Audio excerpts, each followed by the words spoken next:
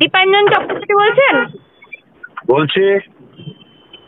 বলছি স্যার, রীতিমতো দেখা যাচ্ছে বাংলাদেশ ভারতবর্ষকে টাইট দিতে গিয়ে নিজেরাই কি ফাঁদে পড়লো? কারণ ইউনূস নিয়ে ইতিমধ্যেই অনেকগুলো যে কথাগুলো আসছে উঠে ইতিমধ্যেই, কি বলবেন এই মুহূর্তে দাঁড়িয়ে? বাংলাদেশ এক্ষুনি যে ভারতবর্ষকে টাইট কোট আনকোট তুমি যেটা বললে টাইট দেবে এক্ষুনি, সেটা আমার মনে হয় না, কারণ বাংলাদেশ সেই জায়গাতে নেই। তবে হ্যাঁ, বাংলাদেশ নিঃসন্দেহে ভারতের জন্য ভবিষ্যতের একটা বিপদ তৈরি হচ্ছে, কারণ ভারতকে ডিস্টার্ব করার জন্য, ভারতকে ব্যস্ত রাখার জন্য আভ্যন্তরীণ সমস্যা এবং আশপাশের রাষ্ট্রগুলো সমস্যা, সেটার জন্য কিন্তু পৃথিবীর দুটো বৃহৎ শক্তি একসঙ্গে চেষ্টা করছে, আমেরিকা এবং চীন। দুজনেরই দুটো আলাদা আলাদা স্বার্থ রয়েছে। আমেরিকা চাইছে যে ভারত ওদের জন্য একটা সব থেকে বড় বিপদ। ভারতটা ভারত যেরকম ভাবে এগিয়ে চলেছে, আমেরিকার যে প্রভুত্ব সারা পৃথিবীতে, সেটা ভবিষ্যতে অনেকটাই সমস্যা তৈরি করতে পারে ভারতের শক্তি। তার জন্য কিন্তু সামরিকভাবে স্ট্র্যাটেজিক ওয়েতে আমেরিকা ভারতের জন্য সমস্যা তৈরি করছে, এটা ঘটনা। অ্যাট দ্য সেম টাইম চীন কিন্তু বাণিজ্যিক দিক থেকে ভারতের থেকে বিপদের সংকেত পাচ্ছে। তার জন্য, এবং চীনের যেটা ঐতিহাসিকভাবে ভারতের সঙ্গে সম্পর্ক খারাপ হয়ে রয়েছে অরুণাচল নিয়ে, ভারত তিব্বতকে স্বীকৃতি দিয়েছে, দলাই লামাকে স্থান দিয়েছে।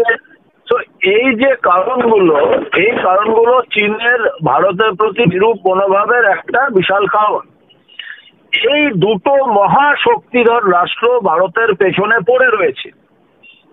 অ্যাট দ্য সেম টাইম তৃতীয় যে শক্তিটা, সেটা বেশি বিপজ্জনক, অনেক বেশি বিপজ্জনক, এবং তাদের পেছনে পরিষ্কার ইন্ধন রয়েছে আমেরিকার এবং চীনের। সেটা হচ্ছে ইসলামিক মৌলবাদী শক্তি।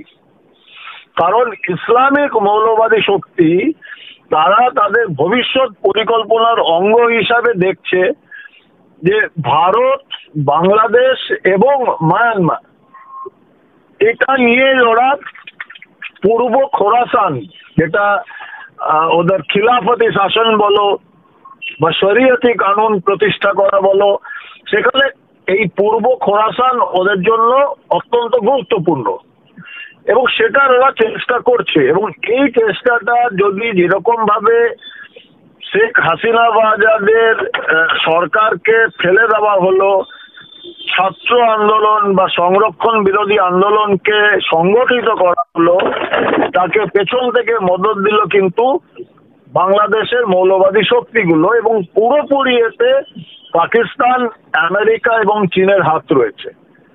তো এটা বাংলাদেশ জানে যে আমেরিকা, চীন আমাদের পেছনে রয়েছে, কিন্তু বাংলাদেশ হয়তো আরো একটু সময় নেবে ওদের যে তথাকথিত গণতান্ত্রিক বা ধর্মনিরপেক্ষ যে ছদ্মবেশটা ছিল সেটাকে বদলে পুরোপুরি মৌলবাদী শক্তির হাতে আত্মসমর্পণের জন্য একটু সময় লাগবে। তবে ভারত সরকারকে আমি নিশ্চিত ভারত সরকার এগুলোর উপর নজর রেখেছে এবং যথাসময়ে যথোপযুক্ত পদক্ষেপ নেবে। কিন্তু এটা ঠিক, বাংলাদেশ ভবিষ্যতে ভারতের জন্য বিপদের সৃষ্টি তৈরি করছে।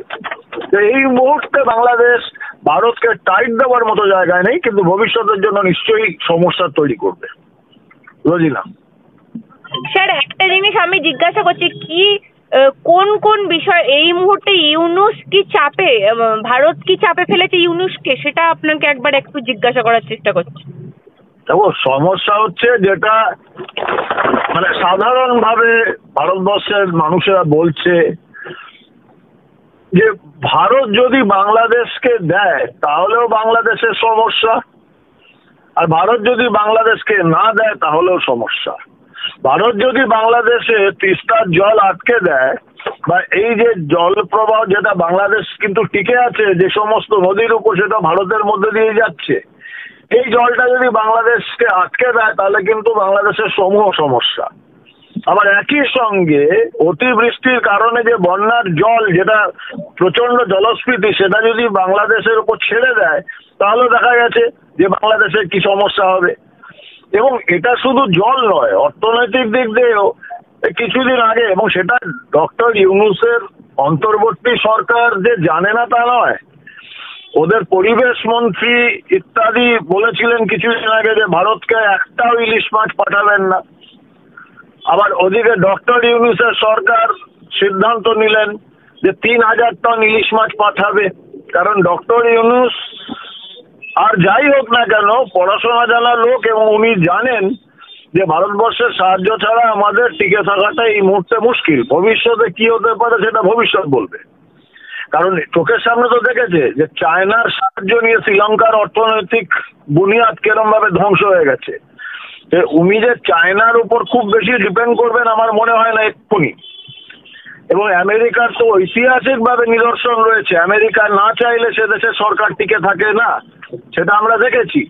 আমেরিকা প্রথমে ইমরান খানকে পাকিস্তানে বানিয়ে দিয়েছিলেন, তারপরে সেখান থেকে আবার ইমরান খানকে জেলে পাঠানো আমেরিকাই করেছে। এবং ঐতিহাসিকভাবে গত ৬০-৭০-৮০ বছরের ইতিহাস ডক্টর ইউনূসের থেকে বেশি ভালো কেউ জানেন না। তো এক্ষুনি ডক্টর ইউনূস অন্তত ভারতের সঙ্গে সংঘর্ষে যেতে চাইছেন না, তার অনেক কারণ রয়েছে।